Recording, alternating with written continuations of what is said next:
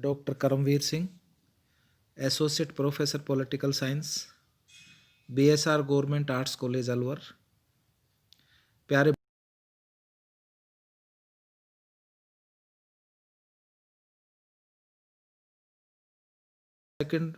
Second राजनीति विज्ञान का जो पेपर है, भारतीय राजनीतिक व्यवस्था, इंडियन पॉलिटिकल सिस्टम, ये बीए पार्ट सेकंड का द्वितीय पेपर है। और इसमें जो आपका टॉपिक चल रहा है, मुख्यमंत्री तथा मंत्री परिषद, मुख्यमंत्री की भूमिका और कार्यों के संदर्भ में आपसे चर्चा की थी।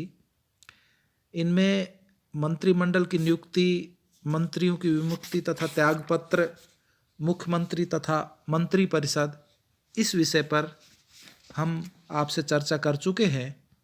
इसको आगे बढ़ाते हुए मुख्यमंत्री के कार्य के बारे में आज हम चर्चा करेंगे। मुख्यमंत्री तथा राज्यपाल, the chief minister and the governor.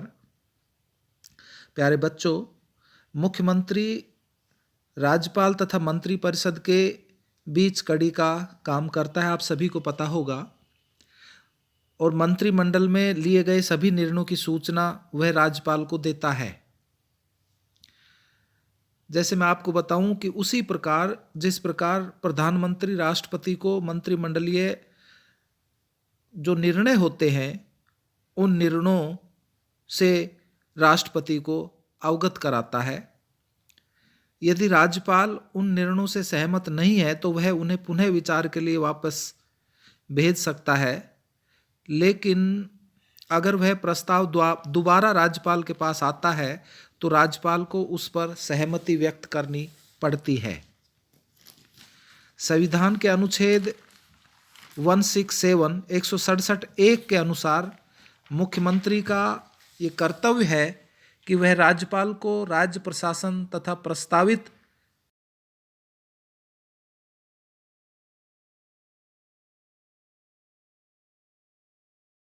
कार्यवाही में हस्तक्षेप नहीं कर सकता।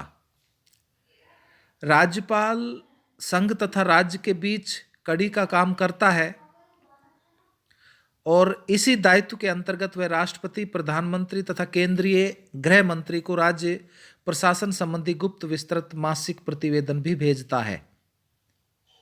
जब तक ये प्रतिवेदन राज्य प्रशासन के संतोषजनक पक्ष को प्रस्तुत करते रहते हैं, तब तक तो राज्य प्रशासन तथा मुख्यमंत्री के पद को कोई खतरा नहीं होता है। लेकिन संतोषजनक प्रतिवेदन न होने की स्थिति में राज्य सरकार के अस्तित्व पर खतरा हो सकता है। यही स्थिति जब बढ़ जाती है तब अनुच्छेद 356 के अंतर्गत आपात स्थिति लागू हो जाती है तथा राज्य की लोकप्रिय सरकार का पतन हो जाता है। राज्य प्रशासन के अंतर्गत मुख्यमंत्री का ही यह विशेषाधिकार है कि वह राज्यपाल से सीधे संपर्क स्थापित कर सकता है। मंत्री परिषद के अन्य सदस्यों को यह अधिकार प्राप्त नहीं है, किंतु फिर भी विभिन्न मंत्री शिष्टाचारवश राज्यपाल से मिल सकते हैं।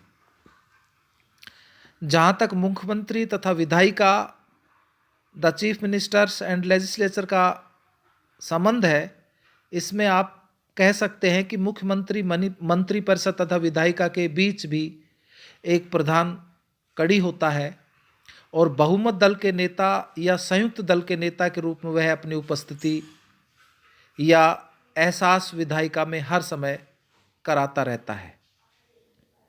जितने भी वित्तीय तथा गैर वित्तीय विधेयक विधानसभा में रखे जाते हैं, वे सब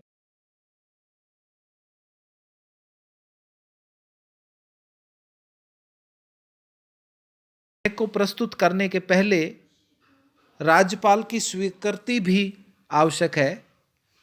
यद्यपि बजट की तैयारी वित्त मंत्री द्वारा की जाती है, तथापि मुख्यमंत्री पूरी तरह से इस प्रक्रिया से जुड़ा रहता है। कभी कभी मुख्यमंत्री के पास ही वित्त विभाग होने से बजट की तैयारी वही करता है।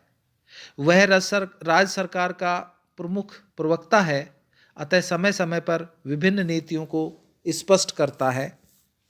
नीति संबंधी सभी प्रमुख घोषणाएं मुख्यमंत्री द्वारा की जाती हैं। विधानसभा के वाद विवाद में वह सक्रिय रूप से भाग लेता है तथा मंत्री परिषद का कोई मंत्री प्रश्नोत्तर काल के समय उपयुक्त एवं संतोषजनक उत्तर देने की स्थिति में नहीं होता तो मुख्यमंत्री उसकी तरफ से सरकार के पक्ष को स्पष्ट करता है। समय समय पर राज्यपाल द्वारा जो अध्यादेश जारी किए जाते हैं वे वस्तुतः मुख्यमंत्री तथा मंत्रिमंडल द्वारा ही स्वीकृत किए जाते हैं। यहाँ ये उल्लेखनीय है कि संविधान के अनुच्छेद 213 में राज्यपाल को अधिकार है कि वह किसी प्रस्तावित अध्यादेश के मसौदे पर हस्ताक्षर न करके अपनी असहमति प्रकट करे, किंतु ऐसी स्थितियां बहुत कम उत्पन्न होती हैं।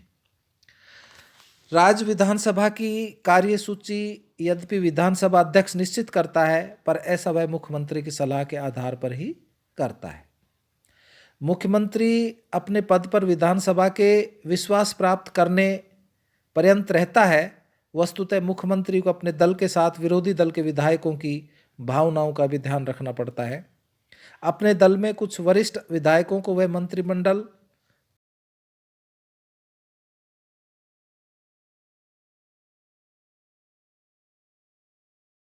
इत्यादि में उच्च पद हेतु संतुष्ट करता है। विरोधी दल के विधायकों से उचित तालमेल बैठाने से ही मुख्यमंत्री अपना कार्यकाल सुचारू रूप से पूरा कर सकता है, अन्यथा हर कदम पर विरोध का सामना करना पड़ सकता है, जो अंततः विकास कार्यों में अवरोध का कारण बन जाता है। सामान्यतः मुख्यमंत्री विरोधी दलों के विधायकों के साथ सम्मानपूर्वक व्यवहार करता है। अपने क्षेत्रों के विकास तथा अन्य आवश्यक कारणों से विरोधी दलों के सदस्यों को मुख्यमंत्री तथा मंत्रिपरिषद के अन्य सदस्यों से संपर्क करना पड़ता है तथा कई अनुरोध करने होते हैं। देखा गया है कि ऐसे अवसरों पर मुख्यमंत्री तथा उसके साथी इन विधायकों के मत एवं इच्छा का भरपूर ध्यान रखते हैं। यद्यपि सभी अनुशंसाएं एवं इच्छाएं पूरी नहीं की जा सकती, तो भी मुख्य बात तो व्यवहार की ही होती है। मुख्यमंत्री अपना त्यागपत्र देकर राज्यपाल को सदन भंग करने की सलाह दे सकता है। यह राज्यपाल का अपना दृष्टिकोण है कि वह मुख्यमंत्री की सलाह स्वीकार करे या सविवेक का प्रयोग करे। मुख्यमंत्री अपनी प्रशासनिक भूमिका में जहाँ तक है, यानी कि the chief minister's administrative role, उसकी भूमिका प्रशासनिक के संदर्भ में कहा जा सकता है कि एक राज्य के मुख्यमंत्री की सफलता इस बात पर अत्यधिक निर्भर करती है कि वह अपने मंत्रिमंडल व मंत्रिपरिषद के माध्यम से विभिन्न विभागों में तालमेल तथा समन्वय किस प्रकार स्थापित करता है। कुछ शासकीय विभाग मुख्यमंत्री प्रत्यक्ष रूप से अपने अधीन रखता है और कौन से विभाग मुख्यमंत्री के पास रहेंगे इसके लिए कोई निश्चित नियम नहीं है। यह मुख्यमंत्री की स्वयं की इच्छा तथा समय अनुसार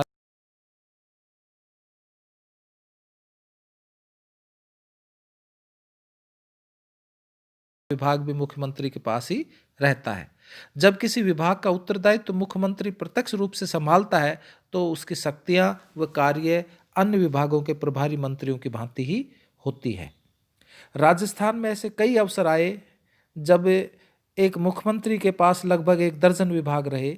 सिद्धांत रूप में मुख्यमंत्री को उतने विभाग ही अपने पास रखने चाहिए जिसका प्रबंध वह कुशलतापूर्वक कर सके। इसलिए उसकी प्रबंधीय कुशलता क्षमता यह निर्धारित करती है कि किसी मुख्यमंत्री के पास कितने विभाग रहेंगे। विभिन्न राज्यों में अधिकतर मुख्यमंत्रियों ने सामान्य प्रशासन विभाग, योजना विभाग, कार्मिक विभाग, प्रशासनिक सुधार तथा वित्त विभाग जैसे महत्वपूर्ण पद अपने पास रखे हैं। इस संबंध में कोई कठोर नियम या परंपरा भी नहीं है, किंतु सामान्यतः वे विभाग मुख्यमंत्री के अधीन होते हैं जिनका प्रशासनिक समन्वय के लिए सर्वोच्च महत्व होता है। जहाँ तक मुख्यमंत्री का सचिवालय का सवाल है, चीफ मिनिस्टर्स ऑफ सेक्रेटरीट, इसके बारे में आप कह सकते हैं कि मुख्यमंत्री पद के बढ़ते दायित्व को देखते हुए यह आवश्यक है उसकी सहायता के लिए योग्य व कुशल प्रशासकों का एक समूह हो। और राजस्थान में मुख्यमंत्री सचिवालय की स्थापना 1951 में हुई थी। इस सचिवालय का मुख्य कार्य मुख्यमंत्री द्वारा दिए निर्देशों का पालन राज्य व जिला प्रशासन द्वारा सही तरीके से हो रहा है या नहीं, यह देखना है। यह अपने कर्तव्यों के लिए मुख्यमंत्री के प्रति ही उत्तरदायी है। यह मुख्यमंत्री की यात्राओं व पत्राचार की देखभाल के लिए जिम्मेदार है। लोगों की शिकायतों को दूर करना मुख्यमंत्री फंड का प्रयोग, मुख्यमंत्री के आश्वासनों के अनुपालन आदि महत्वपूर्ण कार्यों को देखना इस सचिवालय का ही दायित्व होता है। मुख्यमंत्री सचिवालय का प्रशासनिक प्रमुख मुख्यमंत्री का सचिव होता है, जो भारतीय